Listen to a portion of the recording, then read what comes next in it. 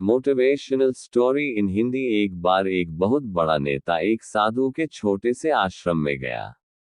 वह साधु के बारे में बहुत सुना था तो उसके मन में आया कि मैं एक बार जा करके देखता हूँ कि लोग उसकी इतनी तारीफ क्यों करते हैं।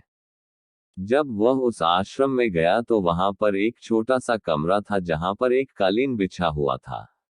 वहां पर कुछ लोग नीचे बैठे हुए थे और साधु जी सामने बैठे हुए थे, कुछ सवाल जवाब चल रहा था।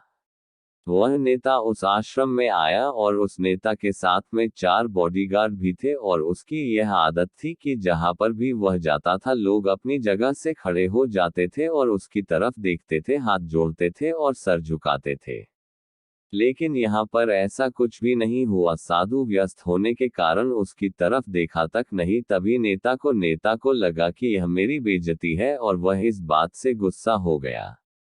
नेता ने थोड़ा गुस्से से साधु की बात को बीच में काटते हुए कहा कि मैं आपसे कुछ कहना चाहता हूँ। साधु ने उसकी तरफ देखा और बोला, आप थोड़ी देर रुकिए, पहले मैं इनके सवाल का जवाब दे दूं, उसके बाद मैं आपसे बात करता हूँ। तब तक आप अगर चाहे तो आप बैठ सकते हैं।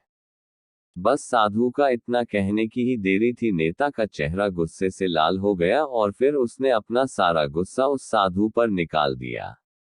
अभी तक वह नेता बहुत तमीज से आप कह करके बात कर रहा था, लेकिन अब वह तो तड़ाक पर उतर आया। नेता ने उस साधु को कहा, तुझे पता भी है मैं कौन हूं और तू किससे बात कर रहा है? साधु ने उसकी तरफ देखा और कहा, मुझे इससे कोई फर्क नहीं पड़ता है कि आप कौन हैं, लेकिन आप जो कोई भी है, अगर आप चाहते हैं कि मैं आपके सवाल का जवाब दूं या आपसे बात करूं तो आपको कुछ देर रुकना होगा। और साधु की यह कहते हैं नेता गुस्से से पागल हो गया और वही सब के सामने चीखने चिल्लाने लग गया। अब मैं तुझे तेरी असली औकात दिखाऊंगा। तूने मुझसे पंगा ले करके ठीक नहीं किया, तुझे पता भी है मैं तेरे बारे में क्या सोचता हूँ।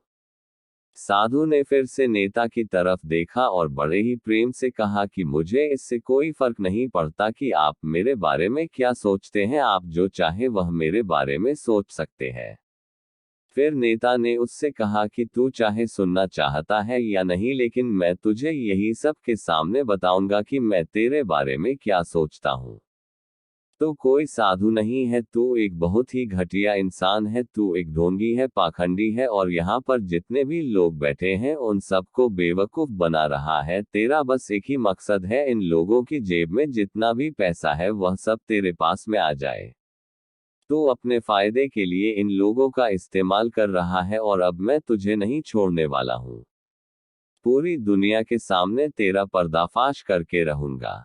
लेकिन उसके इतना बोलने के बाद भी हल्की सी मुस्कान उस साधु के चेहरे पर बनी ही रही। ये देखकर वह और भी तिलमिला गया और उसने कहा, अब बहुत हो गया। अब मैं यहाँ 1 मिनट भी नहीं रुकने वाला, लेकिन अभी भी तेरे पास मौका है। अगर मुझसे माफी मांगनी है या मुझसे कुछ कहना है तो कह सकते हो। इतना सब होने के बाद भी साधु के चेहरे पर एक मुस्कान थी और वह बिल्कुल शांत था। और फिर उन्होंने अपनी आंखें बंद करी और फिर साधु ने अपनी आंखें खोली, हाथ जोड़े और कहा कि मुझे आपसे कोई गिला शिकवा नहीं है। आपके लिए मेरे मन में कोई भी गलत ख्याल नहीं है। जो भी मेरे बारे में आपने कहा वह आपकी अपनी सोच थी, तो मुझे आप में कोई भी बुराई नजर नहीं आती है। मुझे आप बहुत ही भले इंसान लग रहे हैं। और साधु के इतना कहते ही नेताजी का दिमाग 7वें आसमान पर पहुंच गया।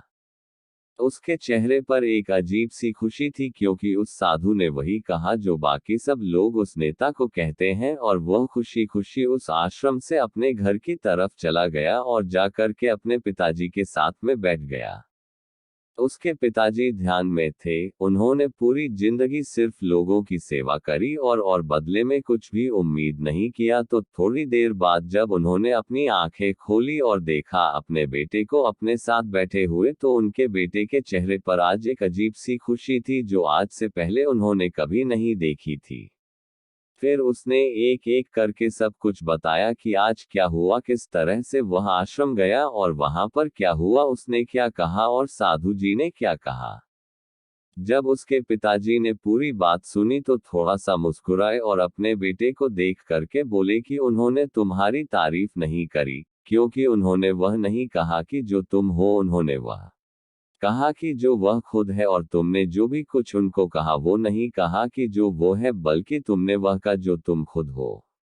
यही बात वेदों में भी कही गई है, यथा दृष्टि तथा सृष्टि। ये दुनिया तुम्हें वैसी नहीं दिखती जैसी ये दुनिया है, ये दुनिया वैसी दिखती है तुम्हें जैसे तुम खुद हो। जिसकी नज़र जैसी है उसके लिए ये दुनिया वैसी ही है। तो अगर तुम अपनी दुनिया को बदलना चाहते हो तो उसका सिर्फ एक तरीका है, अपनी नज़र को बदलो।